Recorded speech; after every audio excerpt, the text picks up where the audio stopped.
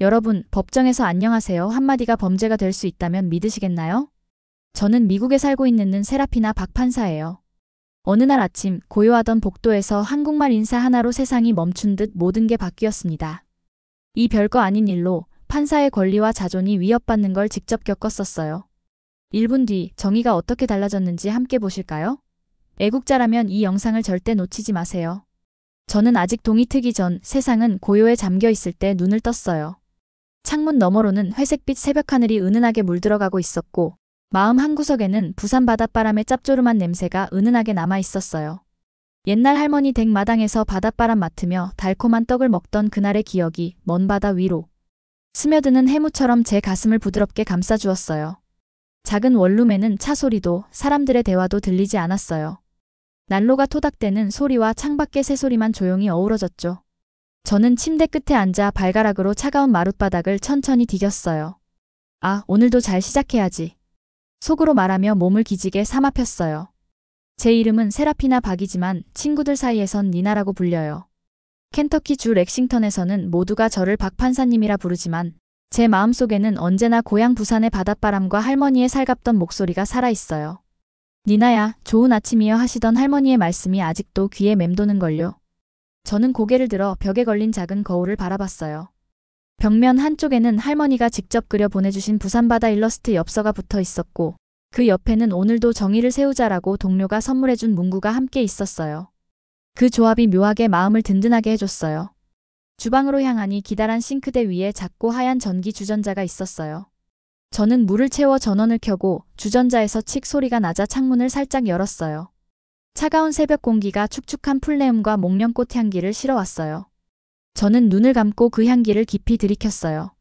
이 향기 고향이구나. 마음이 한층 더 편안해졌어요. 물이 끊기를 기다리며 저는 찻잔을 꺼내 티백을 넣었어요. 따뜻한 찻잔을 양손에 감싸 쥐니 손끝에 전해지는 온기가 기분 좋았어요. 첫 모금을 마시자 은은한 쌉싸름함이 입안에 퍼지며 잠든 머리를 번쩍 깨웠어요. 저는 머릿속으로 법정, 증거, 변론 같은 법률 용어를 한국어로 천천히 되외웠어요. 이렇게 아침마다 연습해야 나중에 막힘없이 말할 수 있더라고요. 차를 다 마시고 난 뒤 현관 옆 전신 거울 앞에 섰어요. 저는 빗으로 머리를 차분히 빗어 올린 머리를 완성했어요. 단정한 흰 셔츠 위에 검은색 정장 자켓을 걸치고 라펠 옆으로 태극기 문양이 새겨진 단추를 반짝이며 확인했어요. 금빛 판사 배지 대신 이 태극기 단추가 제 한국계 정체성을 한눈에 드러내 주었어요. 그 단추를 바라보면 마치 고국이 저와 함께 있는 듯한 기분이 들었어요. 가운을 꺼내 들고 깊게 숨을 들이쉬었어요. 저는 브리프케이스를 어깨에 메고 조심스레 문을 열었어요. 구두 굽이 복도 바닥에 경쾌하게 울리자 오늘도 당당하게 하고 스스로 다짐했어요. 문고리를 살포시 잡고 저는 속으로 오늘 제가 맡은 재판 반드시 공정하게 이끌어야지 라며 다시 한번 가슴속에 결의를 새겼어요. 로비에 들어서자 나무 냄새, 신문지 냄새, 커피 향이 뒤섞여 있었어요. 경비원에게 안녕하세요. 박 판사님입니다 하고 인사했더니 그도 환하게 웃으며 반갑게 맞아줬어요. 사무실 복도를 지나면서 마주친 직원들도 좋은 아침이에요. 판사님하고 인사를 건네주었고 저는 자연스럽게 고개를 끄덕이며 미소로 화답했어요. 사무실 문을 열고 들어가 벽면 가득 꽂힌 법전들을 바라보니 호두나무 책상 위에 가지런히 쌓인 서류들 중 맨 위 회색 파일에는 기밀이라고 적혀 있었어요. 어젯밤까지 꼼꼼히 검토했던 그 사건은 오늘 제 판결을 기다리고 있었죠. 가운을 어깨에 걸치고 저는 판사 의자에 앉기 전 마지막으로 심호흡을 했어요. 정의를 향한 뜨거운 열정과 차분한 마음이 교차하는 순간이었죠. 저는 오늘도 공정하게 듣고 진실을 밝히고 옳은 판결을 내릴 거예요. 이렇게 다짐하며 법정문 앞으로 발걸음을 옮겼어요. 아침의 고요를 깨고 제 하루의 새로운 이야기가 이제부터 시작됐어요. 법원 대리석 복도에 들어서자 구두굽 소리가 경쾌하게 울렸어요. 햇살이 높은 창문 사이로 곱게 스며들어 먼지 입자들이 작은 별처럼 반짝였죠. 저는 잠시 눈을 감고 깊게 숨을 들이마셨어요. 차가운 공기가 폐 깊숙이 스며들며 이 순간만큼은 정의가 저를 지켜줄 거란 다짐이 마음속에 단단히 새겨졌어요. 그러나 메털 디텍터 앞에 다다르자 그 차분함은 순식간에 사라졌어요. 금속 탐지기가 눈부시게 반짝였고 옆에서 서 있던 경비원들이 어깨를 고추 세우며 저를 지켜봤어요. 저는 브리프케이스를 천천히 내려놓고 가운 위 흩뿌려진 어깨를 살짝 펴봤어요. 단추 옆 태극기 문양이 햇살을 받아 조용히 반짝였어요. 마치 여기가 내 자리라고 응원하는 것 같았죠. 그때 딱딱한 구두 굽소리와 함께 레베카 포스터 대위가 등장했어요. 그녀는 깔끔한 제복을 입고 팔짱을 낀 채 마치 장벽처럼 제 앞을 가로막았어요. 부츠 굽이 형광등 빛을 받아 눈부시게 반짝였고 표정에서는 어떠한 여지도 찾아볼 수 없었어요. 잠깐 멈춰주시겠어요? 포스터 대위의 목소리가 낮고 날카롭게 울려 퍼졌어요. 저는 발걸음을 멈추고 가슴이 두근거림을 느꼈어요. 가방을 검사대 위에 올리자 천천히 늘어진 끈이 바닥에 가볍게 스쳤어요. 방금 무슨 언어로 말하셨나요? 그녀가 한 걸음 다가서며 묻는 목소리는 차가웠어요. 저는 목소리를 가다듬고 대답했어요. 가족에게 아침 인사를 드렸어요. 한국어로 좋은 아침이에요 라고 말했어요. 포스터 대위의 눈빛이 더 차가워졌어요. 그 순간 그녀가 입을 크게 벌리고는 외쳤어요. 한국은 당신이 생각하는 곳이 아닙니다. 여기는 미국이에요. 영어만 쓰셔야 해요. 주위 경비원들의 시선이 제게 쏠리는 걸 느꼈어요. 대리석 바닥의 냉기가 제 발끝까지 전해지면서 얼굴이 화끈 달아올랐죠. 저는 심호흡을 하고 조용하지만 분명히 말했어요. 모국어로 인사드리는 건 제 권리이고 서로에 대한 기본적인 존중입니다. 포스터 대위가 제 신분증을 꺼내 대충 훑어보더니 손목을 돌려 휙 던지듯 돌려줬어요. 금빛 도장이 반짝이며 제 이름 세라피나 박을 확인시켜줬지만 그녀의 태도는 변하지 않았어요. 순간 분노와 당혹감이 밀려왔지만 할머니의 말씀이 떠올랐어요. 침묵은 폭풍을 숨기는 고요일 수 있단다. 저는 눈을 감았다 천천히 떴어요. 주변에 긴장된 시선이 다시 느껴졌지만 저는 꿋꿋하게 어깨를 펴고 고개를 들었어요. 저도 특혜를 바라지 않아요. 단지 존중을 받고 싶을 뿐입니다. 마침내 포스터 대위가 한마디 없이 옆으로 비켜섰어요. 금속 탐지기는 짧게 삑 소리를 내고 경비원이 가방을 빠르게 검색해 돌려줬어요. 저는 가방을 다시 어깨에 메고 떨리는 발걸음을 이어 나아갔어요. 좁고 긴 복도 양옆으로 나란히 선 나무 문들이 보였어요. 명패마다 판사님, 서기님, 속기사님 이름이 황동 글씨로 반짝였죠. 저는 발걸음을 멈추고 A. 해밀턴 판사라고 적힌 명패를 바라봤어요. 내가 이곳에서 인정받을 수 있을까? 잠깐 불안이 스쳤지만 이내 자신의 숨을 다잡았어요. 법정 입구에 다다르자 작은 디테일들이 눈에 들어왔어요. 바닥에서 풍기는 은은한 세제향, 멀리서 들려오는 에어컨의 낮은 윙윙 소리, 천장 조명 아래 부드럽게 퍼지는 빗줄기까지요.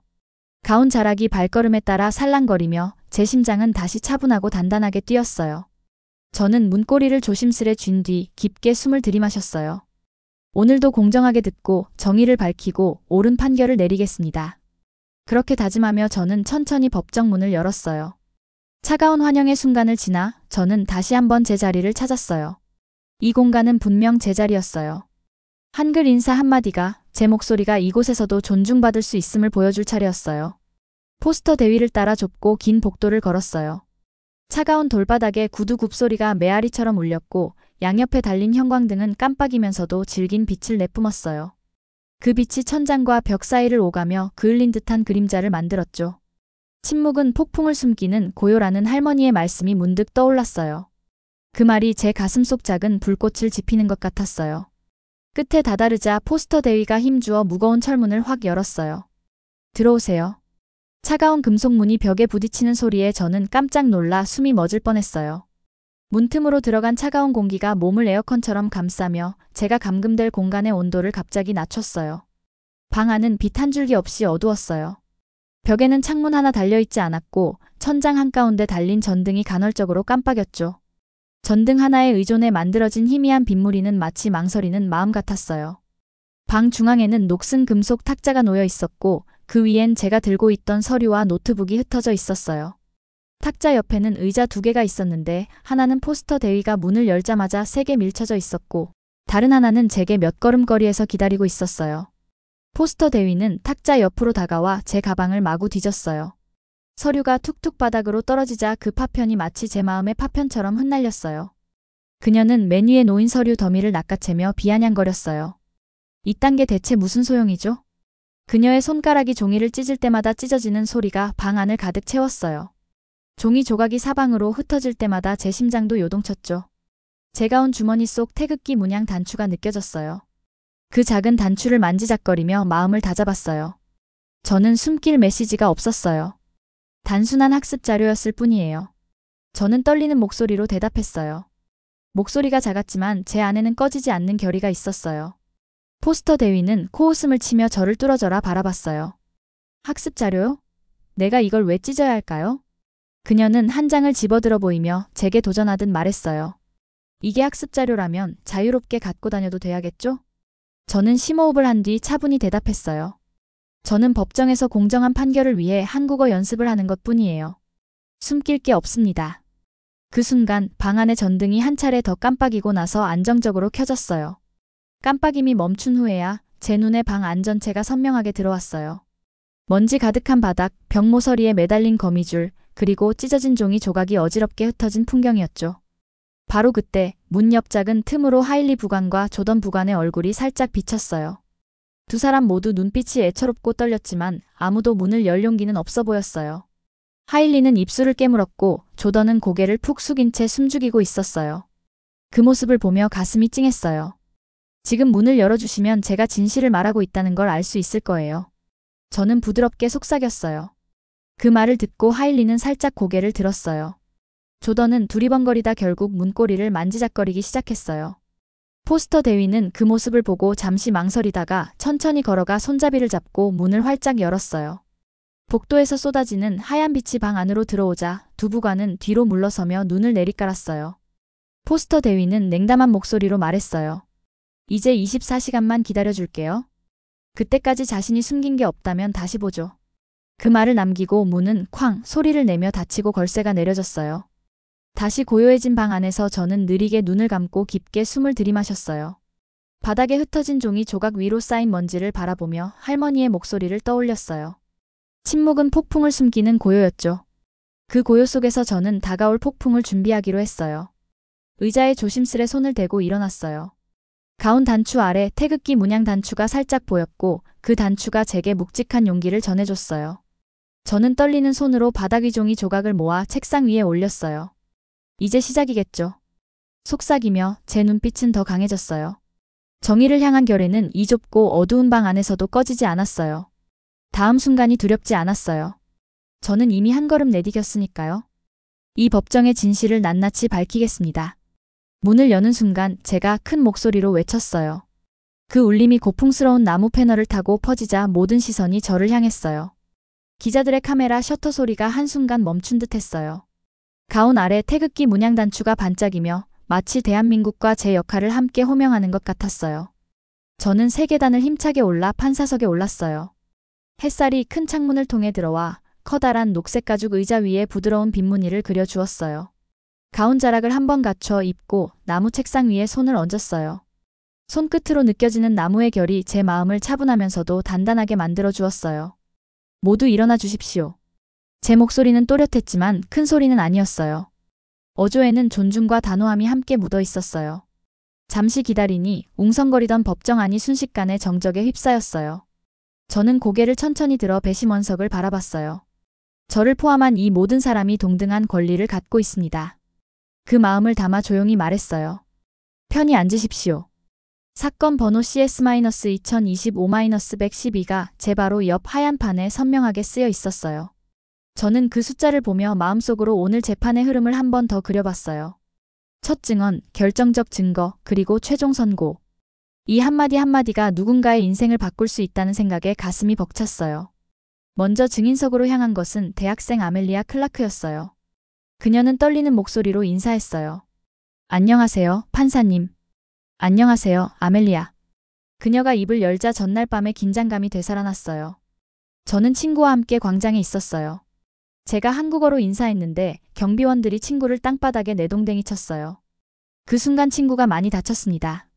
그녀의 눈가가 떨리자 저는 공감의 눈빛으로 고개를 끄덕였어요. 메모장에 언어차별 의혹, 불법 신체 제압이라고 적으며 진지하게 들었어요. 다음으로 은퇴 군인 리처드 코너 씨가 증인석에 올라왔어요. 흰 머리칼이 빛나는 그의 얼굴은 근엄했고 목소리에는 여전히 군인의 기계가 느껴졌어요. 안녕하세요, 판사님. 안녕하세요, 코너 씨. 저는 평화 시위에서 태극기를 흔들었는데 경비원이 제 팔을 잡아 비틀고 바닥에 내던졌어요. 어깨 통증이 아직도 가시지 않았습니다. 그 순간 제 머릿속에는 감금실에서 찢긴 서류와 포스터 대위의 냉혹한 눈빛이 스쳐 지나갔어요. 제 손가락이 가만히 떨렸지만 저는 꾹 참았어요. 그리고 결정적 증거물인 보안 카메라 영상이 상영됐어요. 화면에는 포스터 대위가 제 태극기 단추를 낚아채 주머니에 넣고 저를 복도로 끌고 가는 장면이 그대로 나왔어요. 제 당황한 얼굴, 손끝에 맺힌 한숨까지도 선명히 보여졌죠. 법정 안은 숨죽인 정적에 휩싸였어요. 저는 화면을 가만히 바라보다가 입을 열었어요. 이 법정은 이 영상이 보여주는 제 행동의 정당성과 포스터 대위의 권한 남용 여부를 심리할 것입니다. 모든 사람은 출신 언어와 관계없이 존중받을 권리가 있음을 명심해 주시기 바랍니다. 변호인과 피고 측 모두가 어깨를 곧게 세웠어요. 저는 양쪽을 번갈아 바라보며 이 순간이 얼마나 중요한지 절실히 느꼈어요. 포스터 대위, 일어나 주십시오. 제가 조용히 명령하자 그녀는 얼어붙은 표정으로 증인석에 섰어요. 평소 단정했던 제복 대신 굳은 어깨가 조명 아래 선명하게 부각되었죠. 그녀의 눈에는 도전과 당혹감이 뒤섞여 있었어요. 포스터 대위, 한국어로 제게 질문하신 이유를 설명해 주시겠습니까? 제가 약간 몸을 숙여 부드럽게 물었어요. 듣고 있다는 표시를 주고 싶었거든요. 포스터 대위의 목소리는 떨렸어요. 존경하는 재판장님, 저는 절차를 따랐을 뿐입니다. 외국어는 위험을 숨길 수 있다고 생각했어요. 법정 안전을 지키고 싶었습니다. 저는 고개를 들어 그녀의 눈을 바라봤어요. 마음속으로는 모든 언어는 위협이 되지 않습니다. 라는 말을 준비했죠. 외국어가 안전을 위협합니까? 영어, 프랑스어, 스페인어, 중국어도 같은 논리로 금지해야 할까요? 제 목소리에 단호함을 실어 묻자 방 안이 다시 숨죽였어요. 포스터 대위의 턱이 풀리며 고개를 끄덕였어요. 아닙니다. 재판장님. 이해가 됩니다. 저는 작게 한번 고개를 끄덕였어요. 배심원 여러분, 증언을 들으셨습니다.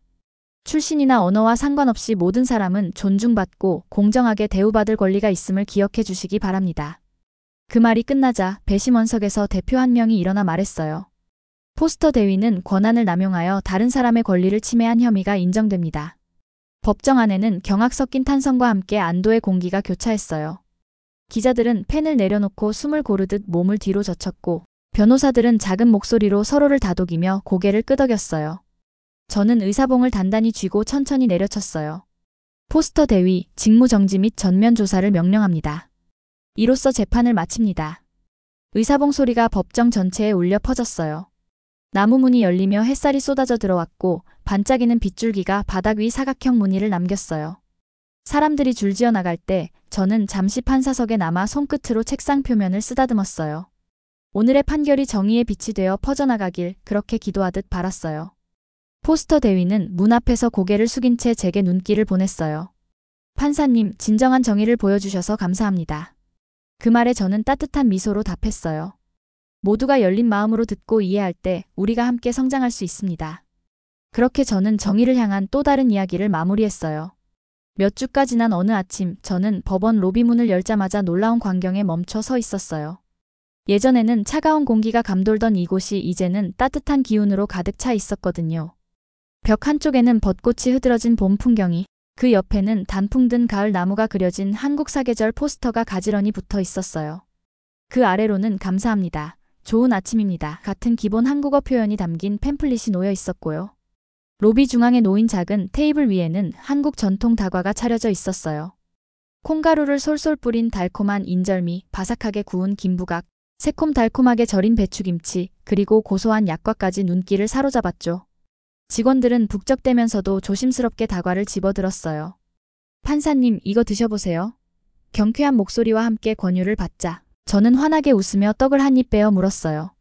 쫄깃한 식감에 달콤함이 입안 가득 퍼지자 부산 할머니 댁 마당에서 떡을 먹던 어린 시절이 떠올랐어요. 그때 포스터 대위가 조심스럽게 다가왔어요. 그녀는 손에 작은 책 한 권을 들고 있었죠. 판사님, 그동안 제 무지로 불편을 드려 정말 죄송합니다. 한국 문화를 더 배우고 싶습니다. 속삭이듯 말하며 내민 책은 처음 배우는 한국사였어요. 속표지에는 배려해 주셔서 감사합니다. 러베커라고 쓰여 있었죠. 저는 눈가가 뜨거워지며 고개를 살짝 끄덕였어요. 감사해요, 포스터 대위님. 함께 읽어봐요. 그 뒤로 법원 분위기는 눈에 띄게 달라졌어요. 밀러 경관은 게시판에 경복 궁제주 성산일 출봉 사진을 붙여두었고 하일리 부관은 한글 자모 연습장을 꺼내 복도 한쪽에서 조용히 글자를 쓰고 있었어요. 심지어 은퇴 군인 코너 씨는 주말마다 태권도 도장을 찾아간다는 소식도 들렸어요. 모두가 한국 문화를 배우려는 모습에 저도 마음이 뿌듯했어요. 점심때 저는 작은 문화 워크숍을 열었어요. 노트북 화면에 부산 시골 바닷가 사진을 띄우자 직원들의 눈이 반짝였어요. 저기 갯바람 따라 걸으면 하고 설명을 시작하자. 비빔밥에는 어떤 채소를 넣나요? 고추장 맛은 어때요? 같은 질문이 쏟아졌죠. 저는 하나하나 대답하며 함께 웃었어요. 해가 기울 무렵 저는 법정 앞 계단에 서서 깊은 숨을 내쉬었어요. 바람에 흩날리는 벚꽃잎처럼 편견이 이해로 변하고 차가움이 따뜻함으로 바뀐 이 순간이 제게는 감동 그 자체였어요. 정의는 우리 마음속에서 시작된다는 할머니 말씀처럼 작은 화해와 변화가 큰 씨앗이 되리라 확신했어요. 몇 주가 지나고 저희 렉싱턴 순회법원은 예전과는 완전히 달라졌어요.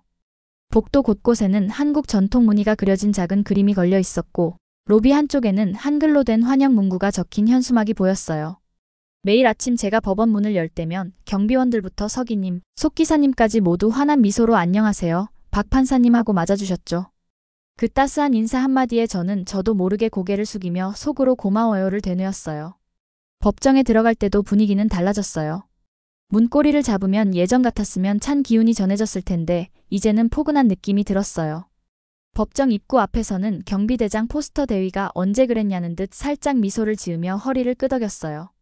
저는 속으로 이 변화가 바로 노력의 결실이구나 하고 뿌듯함을 느꼈어요. 그날 오후 포스터 대위는 그동안 약속했던 민감도 향상 교육 포용력 문화 이해 과정에 참여했어요. 그녀는 한국 역사 문화 음식 언어의 중요성을 배우는 시간을 가졌죠. 교육 장소는 구내 회의실이었는데 큰 스크린에는 한글의 역사 영상이, 책상 위에는 김치 비빔밥 떡볶이 모형이 놓여 있었어요. 포스터 대위는 처음에 다소 어색한 표정으로 자리를 잡았어요. 그런데 영상에서 세종대왕이 훈민정음을 창제하는 장면을 보면서 눈빛이 바뀌더라고요. 이렇게 과학적으로 만들어진 문자였군요. 그녀가 작게 감탄했어요. 이어서 김치 모형을 맛보는 실습 시간에는 이 새콤달콤한 맛이 이렇게 깊은 의미를 하고 놀라며 엄지를 치켜들었죠. 교육이 끝날 무렵에는 직접 배운 한글 인사말을 종이에 써서 감사합니다, 실례합니다, 수고하셨습니다 같은 문구를 칠판에 적었어요. 그 모습이 참 인상적이었어요. 교육이 끝나고 포스터 대위는 저를 찾아와 고개를 깊이 숙이며 말했어요.